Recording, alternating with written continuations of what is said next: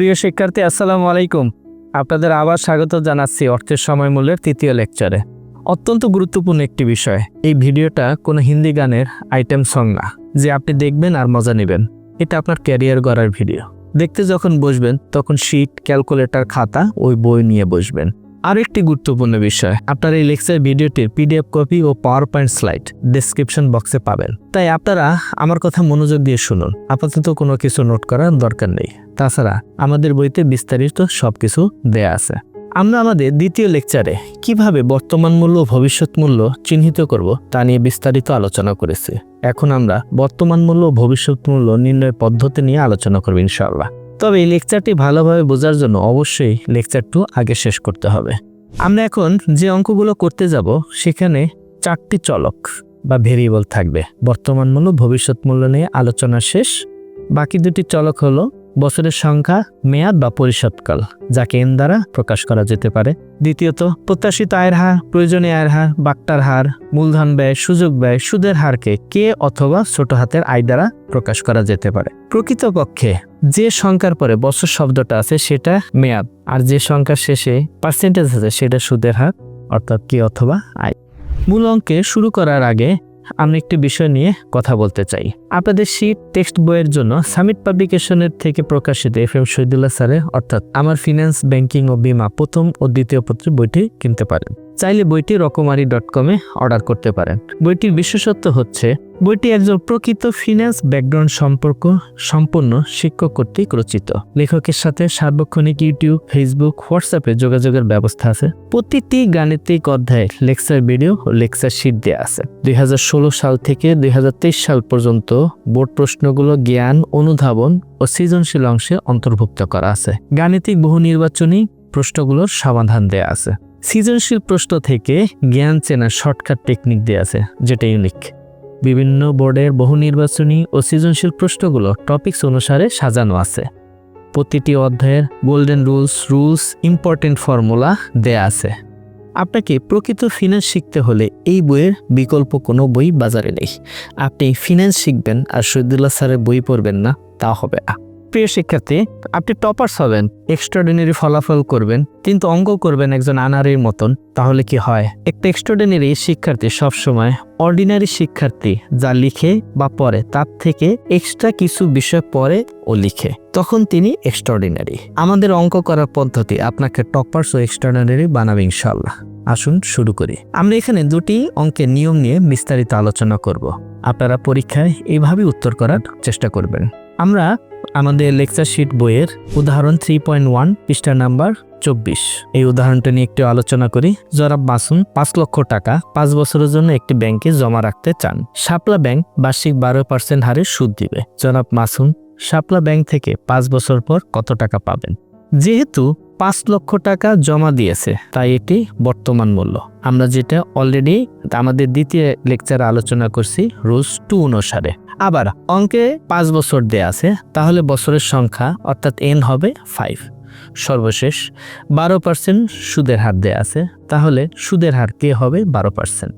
বর্তমান মূল্য দেয়া আছে, তাই ভবিষ্যৎ মূল্য বের করতে হবে। আবার অঙ্কে ভবিষ্যৎ মূল্য বের করতে বলেছে।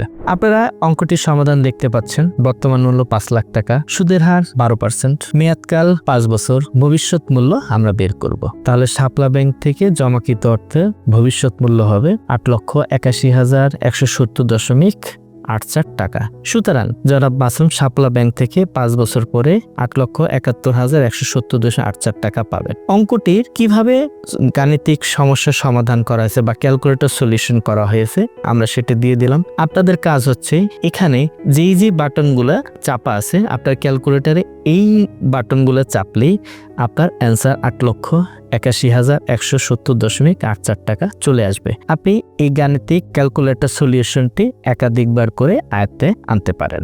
আমরা এখন অত্যন্ত গুরুত্বপূর্ণ একটি রুলস নিয়ে কথা বলবো, যেটা মনে রাখলে ভবিষ্যতে অনেক বড় ক্ষতি থেকে বাঁচা যাবে। রুলসটি হলো পার্সেন্টেজ যুক্ত সংখ্যা সূত্রে সবসময় দশমিকে হবে। এবার আসি দশমিক সংখ্যা ও পূর্ণ সংখ্যা চেনা নিয়ে। সহজ কথায় বা বোঝার সাথে আমরা কথাটা বলতেছি, যে সংখ্যার সাথে পার্সেন্টেজ আছে সেটা পূর্ণ সংখ্যা এবং যে সংখ্যা দশমিকের আগে শূন্য আছে সেটা দশমিক সংখ্যা। পূর্ণ সংখ্যাকে 100 দ্বারা ভাগ করে দশমিকে রূপান্তর করতে হবে এবং দশমিক সংখ্যাকে 100 দ্বারা গুণ করে আবার পূর্ণ সংখ্যায় রূপান্তর করতে হবে। তাহলে 1.25% একটি পূর্ণ সংখ্যা, দশমিক করলে হবে 0.0125। আবার 0.50% একটি পূর্ণ সংখ্যা, কারণ এটার সাথে পার্সেন্টেজ চিহ্নটি আছে, তাহলে দশমিক করলে হবে 0.005। পূর্ণ সংখ্যায় দশমিকের পরে 2 ঘর, দশমিক সংখ্যায় দশমিকের পরে 4 ঘর। অ্যানুইটি ফ্যাক্টরে দশমিকের পরে কমপক্ষে 5 ঘর নিলে পরীক্ষার সবার ফলাফল এক হবে। এতে আপনার পরীক্ষার হলে কনফিডেন্স অনেক বাড়বে যে অঙ্কটি সবার হয়েছে। আমরা এবার আরেকটি উদাহরণ নিয়ে আলোচনা করব। এটি আমাদের লেকচার শিট বইয়ের 24 পৃষ্ঠার উদাহরণ 3.2। মিস্টার মাহবুব 5 বছর পর একটি গাড়ি কিনতে চান। সেই সময় ওই গাড়িটির মূল্য হবে 10 লক্ষ টাকা। ওই গাড়িটি ক্রয় করতে হলে 12% সুদের হারে সঞ্চয় করতে হবে। ওই গাড়িটি ক্রয় করতে মোট কত টাকা জমা করতে হবে? লক্ষ্য করুন, 10 লক্ষ টাকা এখন আমার পকেট থেকে যাবে না, অর্থাৎ আজ আমার আর্থিক অবস্থার পরিবর্তন হবে না। যেহেতু আজ আমার আর্থিক অবস্থার পরিবর্তন হবে না, অর্থাৎ আমার পকেট থেকে টাকাটা যাবে না, তাই এটি ভবিষ্যৎ মূল্য। রুলস 3, যেটা আমরা আমাদের দ্বিতীয় লেকচারে আলোচনা করেছি। ভবিষ্যৎ মূল্য দেয়া থাকলে বর্তমান মূল্য বের করতে হবে। তাহলে আমাদের এই অঙ্কে ভবিষ্যৎ মূল্য হচ্ছে 10 লক্ষ টাকা, সুদের হার 12%, মেয়াদকাল 5 বছর। যেহেতু ভবিষ্যৎ মূল্য দেয়া আছে তাই বর্তমান মূল্য বের করতে হবে। আমরা এখানে অঙ্কটা সলিউশন দেখতে পাচ্ছি যে আমরা বর্তমান মূল্যের সূত্রটি লিখলাম, লেখার পরে আমাদের বর্তমান মূল্য আসলো 5,67,526.85 টাকা। সুতরাং গাড়িটি ক্রয় করতে মোট 5,67,426.85 টাকা জমা করতে হবে। এটা কিভাবে ক্যালকুলেটর সলিউশন করা হয়েছে তা আমরা দিয়ে দিয়েছি। আপনার কাজ হচ্ছে এখানে যে সমস্ত বাটনগুলো দেয়া আছে, আপনি ক্যালকুলেটরে জাস্ট এই বাটনগুলোই চাপলে রেজাল্ট চলে আসবে। আপনি এই ক্যালকুলেটর সলিউশনটি একাধিকবার প্র্যাকটিস করবেন। আপনি যদি আজকের অঙ্কটি ভালো করে বুঝে থাকেন তাহলে ভিডিওটি পজ দিন, নিচের 2টি অঙ্ক সমাধান করার চেষ্টা করুন। এখানে আমাদের লেকচার শিট বইয়ের উদাহরণ 3.3 এবং উদাহরণ 3.7 দেওয়া আছে পৃষ্ঠা 24-এ। আপনি যদি এই অঙ্ক দুটি সলভ করতে পারেন তাহলে আপনি বুঝতে পারবেন যে আপনি বর্তমান মূল্য এবং ভবিষ্যৎ মূল্য নির্ণয় শিখে গেছেন। আপনারা লেকচারটি ভালোভাবে বুঝে থাকলে লেকচার শিটের উদাহরণ 3.1 থেকে 3.8 এবং অনুশীলনী 3.1 থেকে 3.8 পর্যন্ত করতে পারবেন। প্রিয় শিক্ষার্থী, আজকের লেকচার ভিডিও নিয়ে কোনো প্রশ্ন থাকলে বা মতামত থাকলে কমেন্টস বক্সে জানান, ইনশাআল্লাহ উত্তর পাবেন।